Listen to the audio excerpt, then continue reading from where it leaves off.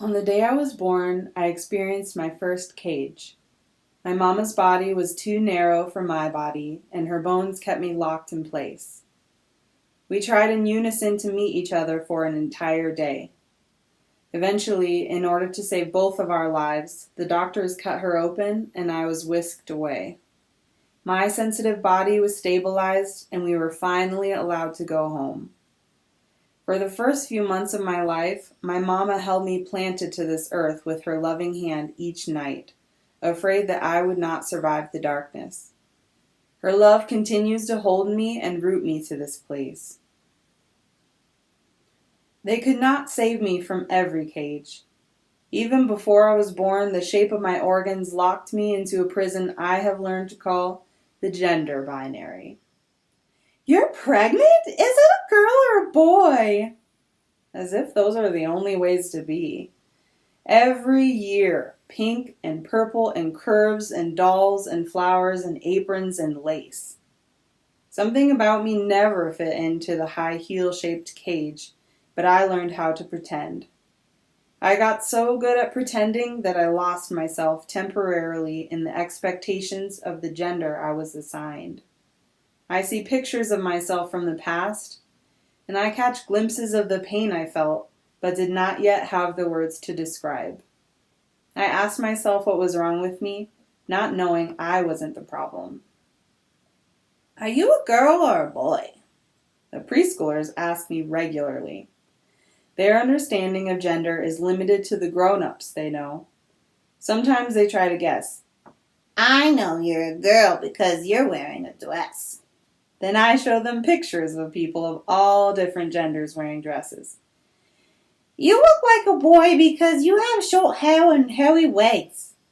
I show them a magnifying glass that reveals the hair covering their own bodies. Sometimes they insist they know better than me. "Well, my dad said you're a girl, so I know you're a girl." I say it's not up to anyone but me to describe how I feel on the inside. "But are you a boy or a girl?"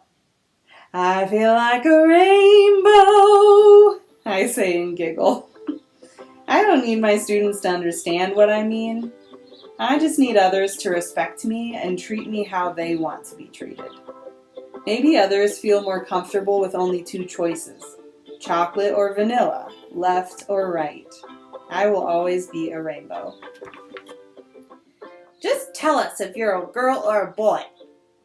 "Today I'm a lava monster!" I roar as I chase them, my arms outstretched, and I pretend to run. The lava flowing inside me stops me from actually running as it wreaks havoc on my organs. They don't care that I'm slow as long as I still pursue. Binaries, including gender, constrict complex organisms into more easily digestible packages. We all grow up with only one option out of two imaginary choices, pink or blue. I began to experience freedom through language and expression. As I learned more about the queer community, I finally learned how to describe my pain, my feelings of disconnection, and also the many different facets of who I am. We can't be who we are today without the love from ourselves and our families, chosen and inherited. Sometimes, "Are you a boy or a girl?" is the wrong question. I'm not chocolate or vanilla. I'm the dairy-free maple pecan frozen dessert of my dreams. "I'm a lava monster, slowly gobbling up children with consent." I'm a rainbow, opening up possibilities for the next generation that were not available to me. I am Long John Prism. Nice to meet you. What up, peeps in the house?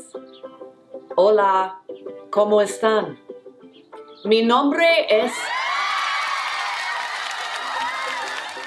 When I was young, I was really good at math and science, and I was also very emotionally sensitive.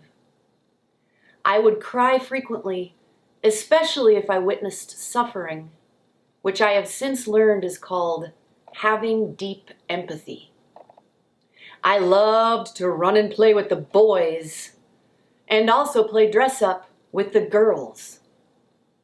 In the culture I was raised in, there is a pervasive, almost inescapable gender binary.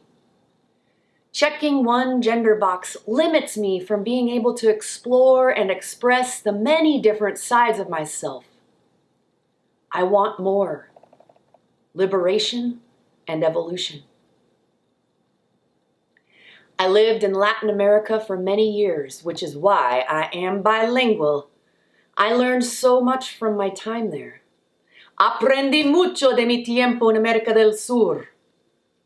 I learned that the earth is intelligent and sacred and not just a resource for the taking. I learned how to work hard with a variety of humans who celebrated full spectrums of color, gender, sexuality, ability, and spirituality to promote change and understanding. I learned to open my heart. Aprendí a abrir mi corazón. I lived off-grid for many years, and when I returned to civilization, a version of myself with way less shame, I stumbled upon this gorgeous, sexy as fuck art form where peeps choose their families and dance in front of screaming crowds of mixed gender, race, and sexuality, transforming and empowering themselves and each other. I fell in love with drag. Eventually, I was given the name. With my tits taped down, I feel hot, sexy, and powerful. Bailo como el fuego, and I love to get the audience singing. I do not want to be controlled or dominated by anyone, nor would I do that to someone else.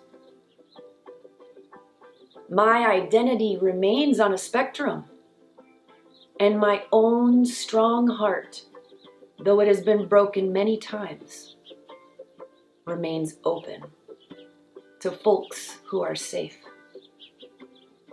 I learned to open my heart. Aprendí a abrir mi corazón. What if we were all born and raised in ecosystems where creative, vulnerable, and powerful parts of ourselves were not denied, rejected, shamed, or repressed? What if we could express ourselves fully, and this expression was deeply celebrated? What if we could all feel safe to open our hearts?